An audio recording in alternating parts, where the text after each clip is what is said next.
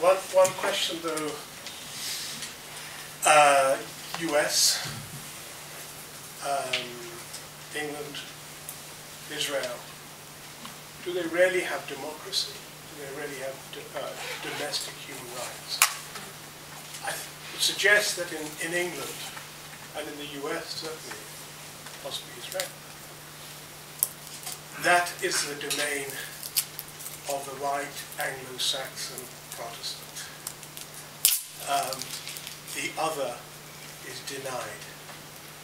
And I think, therefore, one has to be qualified about how one characterizes the extent to which those fine values of democracy and human rights actually are embodied in that national consciousness. But also I agree with every word you say. But they have some elements in that direction.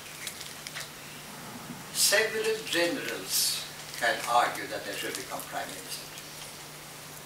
So the Israeli voter has not only one general, but a choice between three, for instance.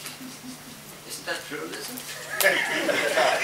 What more do you ask for a typical guy? I know we are unreasonable. No. I mean, you can do that if you want the statement about the US human rights. This 15 March, for the 15th time, China published its analysis of human rights in the US. And the Chinese embassy, there is a Chinese embassy next to you. And they'll be quite happy to supply you with that one. They have always the same preface. In the month of February, the State Department publishes the human rights situations in 191 UN members, except their own. It's to fill that gap that we publish. Read that one. It's very good. And you have all the answers you want. They say that the right to life is the most offensive right. What kind of country is this with all that killing? With all those weapons around? And then they do something which is interesting. They say, we do not limit the concern for human rights to that country. We're also looking at what they do abroad. We do the same for Israel and you come to similar conclusions. But for us, in defense of what I said, I leave that debate aside and just say, let's imagine now they have democracy and human rights. Nevertheless, they are the most belligerent in the world. How come? And I would say hard reading of Christianity, Judaism, and in one section, in one part, Islam. But that one is out. You got the Judeo-Christian Alliance beating them.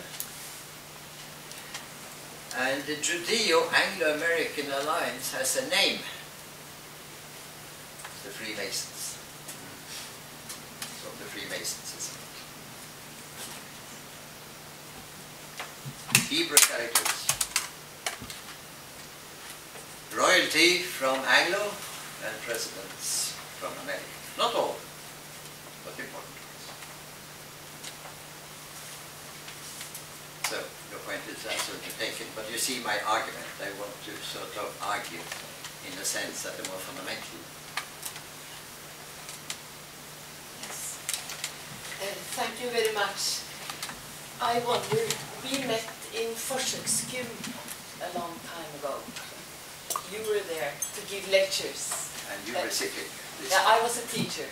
You were the teacher. Yes, together with Herman. You were not that rowdy group coming in 10 minutes late and so No. charming people, all of them. You looked orderly from the beginning. Yes. But I'm just asking you, when you give such a clear picture of the loss of imagination in journalists, I think that Norwegian students are raped of imagination in the regular school due to Puritanism and due to instrumentalism. The students, little children who are full of colors and imagination and the ability to construct like children are and to be concrete, all the time they go in school they use this. They sit filling up little forms. I know this from experience being a teacher. and an artist. So I just want to ask you, I think there's something rotten down there. Totally agree. Completely. So you will understand that creativity is a very basic thing. Yes. Let me give an example. I'm mediating a marriage. It's in the northern part of Europe. He is a bicycle dealer, good businessman. His accounts are orderly, he's in the black. It's midlife crisis, they're about 45. What to say? Children have left the nest. In my diagnosis, there is a scarcity of projects. Exactly. Now he has his project and she has found a new one, Buddhism. So the following takes place. Why do you have to bring these accounting books home? You're only interested in money. You should be quite happy about that money. Look at the clothes you have. I don't care for those clothes. What matters is the inner life. And that I Buddhism. You become so esoteric, it's impossible to talk to you, and so on. Then she will find somebody here for deep meditation. And he probably uses one of his tandem bicycles for expeditions into the woods. Probably. I mean, everything normal. What I proposed was I did not command anything. I proposed, and it was in a language where the subjunctive mode is very developed. Wie wäre es, wenn man möglicherweise das Folgende gedacht hätte können? And so very softly, that you run a Buddhist bookstore together. So business for him, Buddhism for her. Now, of course, the first 200 times are the difficult ones. So after that, you start learning the trick. But the point is, you see, conflict-sensitive project that legitimizes the legitimate in the position. There's nothing wrong in running a business with a surplus. And there's nothing wrong in searching for a richer life. How do you put that? 1 week later, she developed an interest in black figures because she had invested 50%. And he did what he never thought he would do. He read the Buddhist book. Okay, so that lasts as long as it lasts. Okay, the next conflict comes up. In other words, we are not saying that there is one solution that solves life for everyone. But the imagination is good.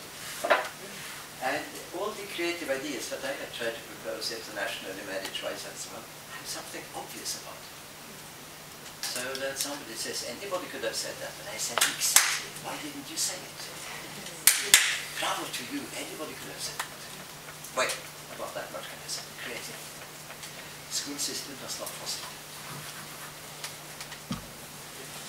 Elvis, så ett från där borta också. Okej. Elvis.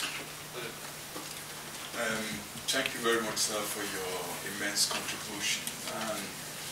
I'm just sitting here and wondering about the future of your peace journalism. And actually, in contrast to your judgment on the Empire US. Yesterday I went home and I was watching you on the YouTube on Russian International TV in Washington, D.C., where you also elaborated That is specific. that is it.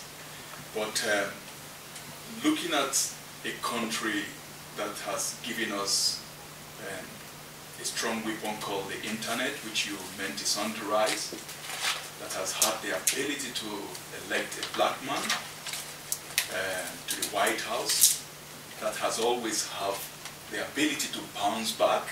Remember, they give us Apple, they give us everything that links us together in a different way, and they have also given us a tool that can also make the contemporary journalism to be relevant, which is today. News has been decentralized through internet, the social medias. Young people have the ability to influence how we think. And CNN, NRK are do no more have monopolies. Which role do you see the digital tools in promoting peace journalism don't you think at a certain age that that the new tools we have will always, in a way, also save this empire you're talking about? Absolutely right. But let me just make very clear what I mean by the empire going down. The empire is a conjunction of 4 types of exploitation: economic, political, military, cultural. When they say that the Chinese buy resources, they're right. That's not imperialism. That's exploitation if they pay back. Depends on how they compensate. The moment the Chinese send troops, like the US did 244 times, then we're getting into imperialism. And what I'm saying now is that the US is coming to an end of it. It's not overstretching. Because of the contradictions coming up from all places demoralizing. It's the demoralization of it. You want to know example of demoralization? Look at the general accepting an interview with a rap magazine in order to blame everybody else around him, making it crystal clear that he's sick and tired of it, asking to be dismissed. Look at Bill Gates announcing that we didn't have the legitimacy to invade Iraq because there were no weapons. He could have added we didn't have it for Afghanistan either because 9/11 didn't come from Afghanistan, my friend, and you know it better than I do. It came from somewhere totally different. Saudi Arabia, via the Hamburg Technical School. Why didn't you bomb Hamburg? You are trained in that. You're good at it. Yeah? I'll tell you why you bombed Afghanistan. You bombed Afghanistan because you had prepared it at least 7 months ahead of time in order to get a base in the future war against China that you think is inevitable, and in order to control the oil pipeline from Turkmenistan to Pakistan. That's why you got it, right? According to what the Afghan Prime Minister told me in February 2001, 7 months before it happened. Now, when that kind of, I can give you so many examples. Who provided the material for WikiLeaks? Why do they commit suicide, these people? The most decent, positive part about the US is the high number who have the decency to commit suicide. But there is demoralization there. It creeps everywhere. That's the way an empire is. That's the way it is. Then they can do all the tricks that you mentioned. I think Norway doesn't even have the maturity to commit suicide. What Norway does is quite interesting. It fosters a new culture of art, inner-directed. Everybody's loneliness, inability to contact. And with nobody really writing about this drama, which Norway is admitted. That's a Norwegian way of escaping. The demoralization will strike the high levels in Norway too. You will have people deciding and all. So I'm just trying to clarify what the thesis is about. To my mind, it happens more quickly than I predicted in year 2000. And I have 15 dimensions that I should not bore you with. The book will be available. It's a fascinating book. And the good message, only 200 crore. An even better message, the third part is dedicated to the decline of Roman Empire. So you get the decline of 2 empires for the price of 1. What do you think of that? What can you answer? Otherwise, I agree with you with all these tricks I concerned. But these are small, tiny things relative to the giant message, in my estimate.